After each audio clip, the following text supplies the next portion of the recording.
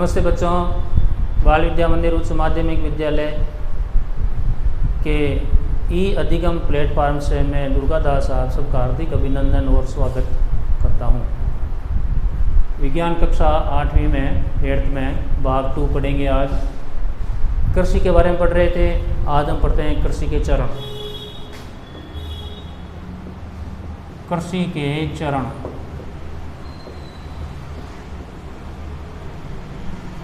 या कृषि पद्धतियाँ। कृषि पद्धतियाँ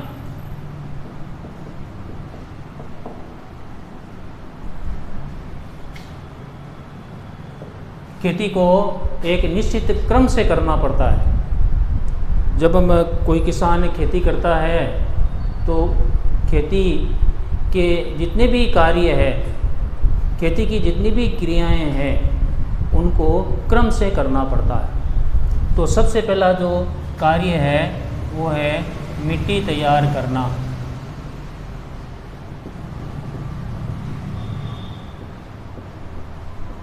मिट्टी तैयार करना। खेती की जो ज़मीन है, खेती की जो भूमि है, उस भूमि की जो मिट्टी है उसको तैयार करना। भूमि के अंदर हल चलाना, मिट्टी को उलट पुलट करना, मिट्टी को नरम या पोली करना, ये सब कार्य इसमें आता है। तो मैं यहाँ लिखता हूँ मिट्टी को उलट पुलट करना।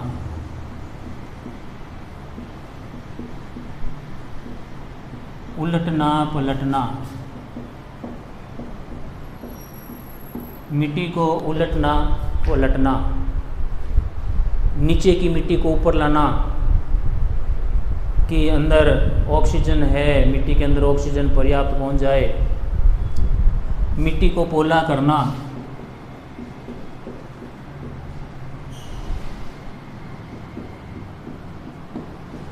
पोला का मतलब होता है नरम।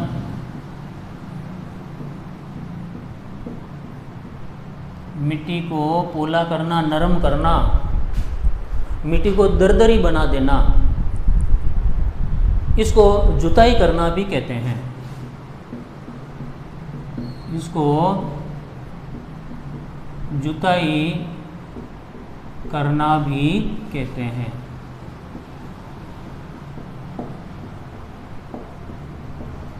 खेत की जुताई करना भी कहते हैं। खेत को समतल करना, उबड़ खाबड़ जो ज़मीन है उसको समतल करना। खेत में खाली हल चलाना, हल चलाने से मिट्टी के डले जो होते हैं उनको तोड़ना। खेत के ऊपर पाटा फेरना, पाटा फेरने से खेत समतल हो जाता है। ठीक है, ये सब कार्य मिट्टी तैयार करना में आता है। खेत को समतल करना,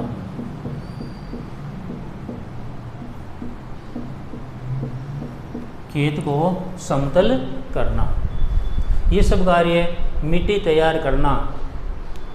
अनचाहे जो पौधे उगे हुए हैं उनको हटाना, घास फूस को हटाना। उसके बाद में मिट्टी को उलट पुलट करना, मिट्टी को पोला और नरम करना। खेत में पाटा फेरना, खेत की जो भूमि है उसको समतल करना, ये सब कार्य मिट्टी तैयार करना में आता है। कई बार किसान क्या करता है, जब मिट्टी तैयार करता है तो उसमें खाद डाल देता है। पहले खाद पूरे खेत के अंदर बिखेर देता है, उसके बाद में मिट्टी को नरम करता है, उलटता पुलटता, वो खाद उस मिट्टी में पूरी तरह घुल मिल जाती है। मिट्टी तैयार करते समय कौन से औजार काम आते हैं? कृषि औजार। मिट्टी तैयार करते समय जो औजार काम आते हैं उनमें आता है हल।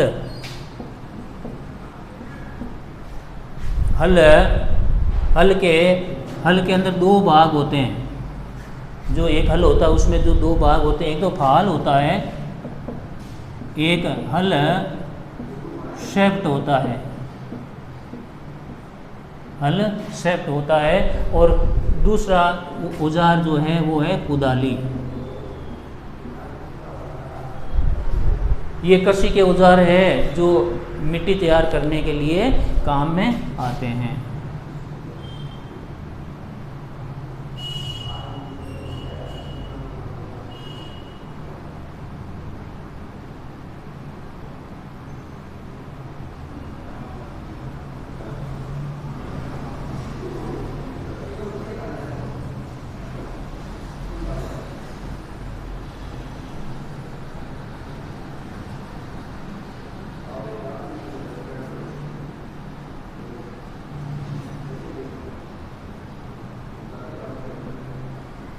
ये हल का चित्र है। इसमें ये वाला जो भाग है सबसे नुकीला, इसको फाल कहते हैं। क्या कहते हैं? फाल। ये जो नुकीला भाग है ये लोहे की धातु का, लोहे का बना हुआ होता है और इस लोहे के कारण ही ज़मीन के अंदर मिट्टी नरम होती है। ये है फाल, लोहे का नुकीला सीधा।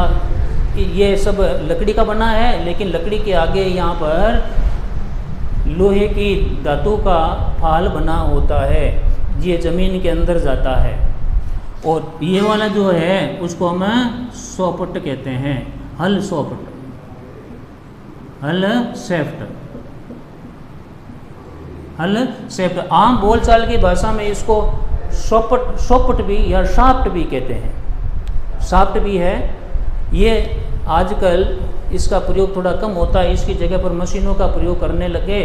प्राचीन समय में ये हल जानों के साथ जोतकर मिट्टी तैयार की जाती थी।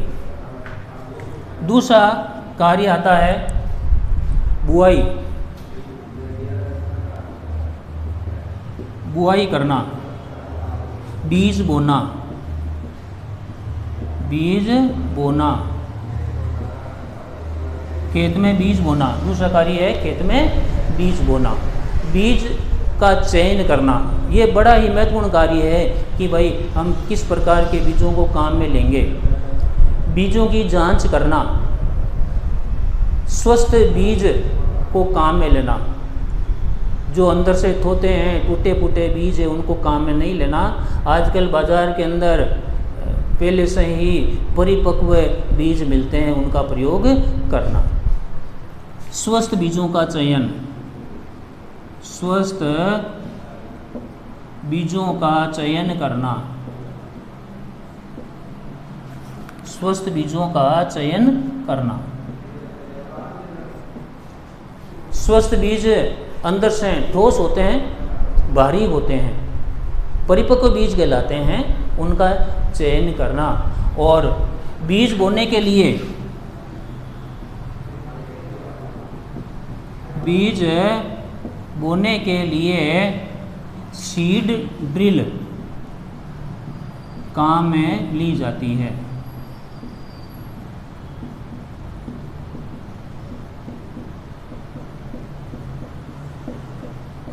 बीज बोने के लिए सीड ड्रिल, सीड अंग्रेजी शब्द है,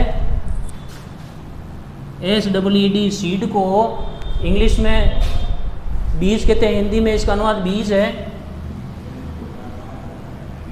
और ड्रिल का मतलब होता है खोदना। एक मशीन होती है, उस मशीन के द्वारा बीज बोते हैं, उस मशीन को हम सीड ड्रिल कहते हैं। सीड ड्रिल जो है वो पर्याप्त भूमि के अंदर, न ज़्यादा गहराई में न ज़्यादा ऊपर, एक बराबर गहराई में ये बीज बो देती है। और उसके बाद में उसके ऊपर मिट्टी अपना आप ये मशीन उस पर मिट्टी डाल देती है। ये सीड ड्रिल है, सीड ड्रिल के द्वारा बीज बोया जाता है। तीसरा कार्य है खेती का खाद और उर्वरक मिलाना,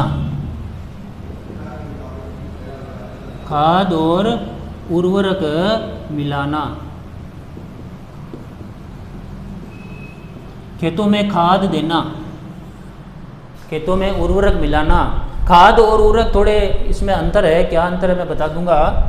खाद जो है वो प्राकृतिक होती है, उर्वरक जो है वो कृत्रिम है, मानव निर्मित है, कारखानों में बनता है। तो ये खाद और उर्वरक का वर्णन ऊपर लिखता हूँ मैं।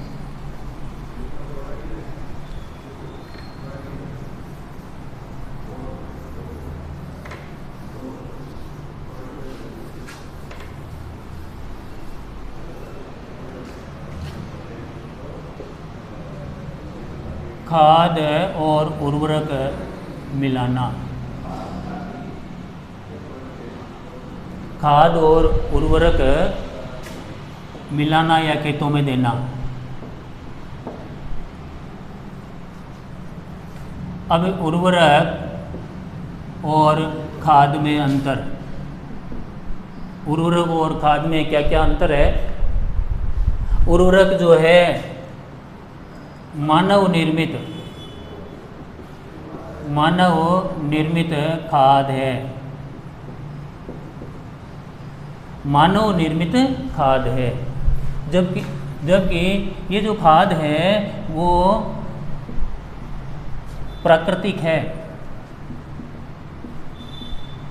प्रकृति द्वारा निर्मित है, प्रकृति के द्वारा निर्मित है। इसका निर्माण कारखानों में होता है।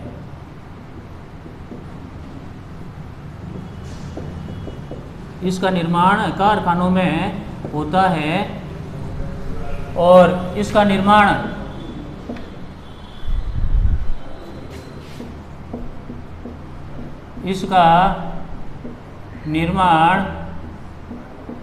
पशुओं द्वारा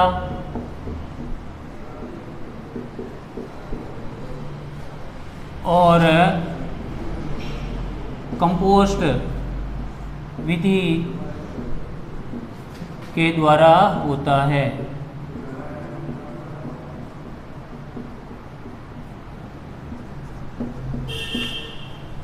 पशुओं का जो गोबर है वो एक प्राकृतिक खाद है और कंपोस्ट विधि या वर्मी कंपोस्ट भी कहते हैं इसको, वर्मी कंपोस्ट। ये वर्मी कंपोस्ट खेतों में तैयार की जाती है। उस खाद में केंचुए छोड़े जाते हैं। वो केंचुए क्या करते हैं, इसके अंदर विघटन की प्रक्रिया, अपघटन की विघटन की प्रक्रिया के द्वारा वर्मी कंपोस्ट में बदल देते हैं। नंबर तीसरा जो अंतर है वो है ह्यूमस का। इसमें ह्यूमस नहीं होता है।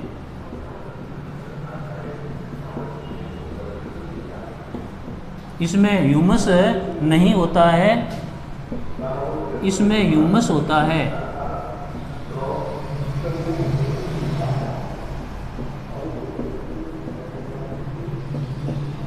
अब ये ह्यूमस क्या चीज़ है।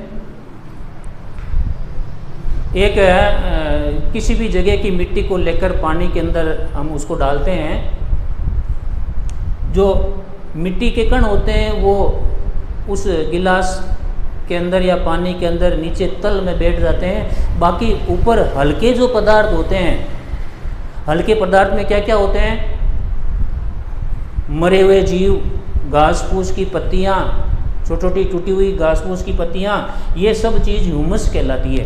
बाकी रेत के कण जो है वो नीचे पेंदे में बैठ गए, उसके बाद हल्की जो वस्तुएं हैं उसके अंदर वो ह्यूमस कहलाती है। उसके बाद में इनके क्या क्या उदाहरण हैं, इसको रासायनिक खाद भी कहते हैं। रासायनिक खाद भी कहते हैं। इसको रासायनिक खाद भी कहते हैं। इसको प्राकृतिक खाद कहते हैं। इसको प्राकृतिक खाद कहते हैं।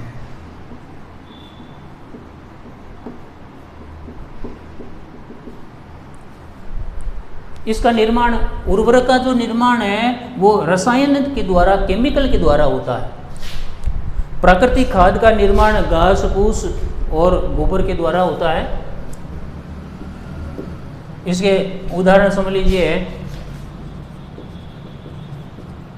उदाहरण में यूरिया, यूरिया एक सफ़ेद दाने के जैसे होते हैं। जिस तरह साबूदाना के सफ़ेद दाने होते हैं वैसे ही यूरिया के सफ़ेद दाने होते हैं। वो दाने खेत के अंदर चारों तरफ बिखेर देते हैं। बिखेरने के बाद में जब सिंचाई करते हैं तो सिंचाई के साथ वो घुल मिल जाते हैं और पौधों को खाद मिल जाती है। अमोनियम सल्फेट, अमोनियम सल्फेट,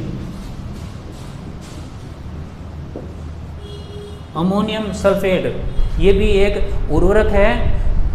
उसके अलावा potash super phosphate, potash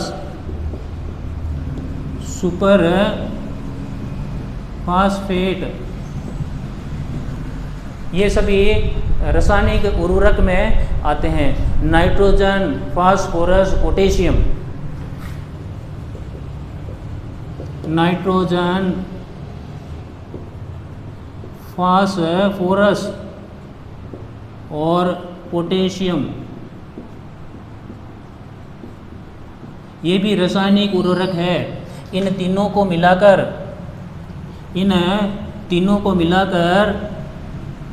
NPK भी कहते हैं। नाइट्रोजन, फास्फोरस का P, पोटेशियम का K। ये NPK इनके रासायनिक प्रतीक चिन्ह है। केमिकल के अंदर विभिन्न प्रकार के जो केमिकल के हैं उनके रासायनिक प्रतीक होते हैं। नाइट्रोजन का N है, फास्फोरस का P है और पोटेशियम का K है। इसके अंदर गोबर, कंपोस्ट और वर्मी कंपोस्ट, उदाहरण इनके, इसमें जो उदाहरण होते हैं वो देखो, गोबर, कंपोस्ट और वर्मी कंपोस्ट। तो बच्चों ये परीक्षा की दृष्टि से बड़ा ही महत्वपूर्ण अंतर है, उर्वरक और खाद में अंतर। इनको आप अपनी नोटबुक में दर्ज करना, लिखना। ये खाद कार्बनिक होते हैं, ये कार्बनिक पदार्थ है। यहाँ पर एक उदाहरण और देख दीजिए, खाद कार्बनिक पदार्थ होते हैं। खाद जो होते हैं वो कार्बनिक पदार्थ है, क्योंकि ये जीव जंतुओं के द्वारा तैयार होती है। तो बच्चों आज इतना ही। आप सभी घर पर स्वस्थ रहें। इसके आगे जो बिंदु है कृषि चरण का वो अगले वीडियो के कालांश में बताएंगे। धन्यवाद।